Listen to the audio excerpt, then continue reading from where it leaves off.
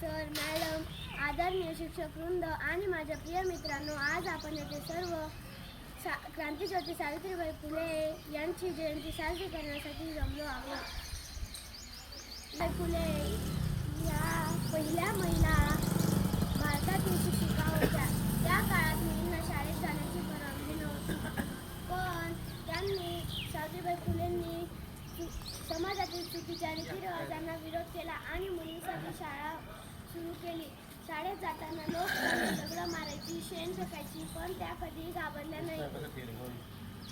शिक्षणाचे महत्त्व ओळखून त्यांनी मुलींच्या शिक्षणासाठी संघर्ष केला. आज आपण शाळेत वाचतो, लिहितो, स्वप्ने पाहतो, हे फक्त सावित्रीबाई फुले यांच्या त्यागामुळे शक्य झाले आहे. चला तर मग आपण चांगले शिक्षण घेण्याचा व समाजासाठी काहीतरी चांगले करण्याचा संकल्प करूया. धन्यवाद.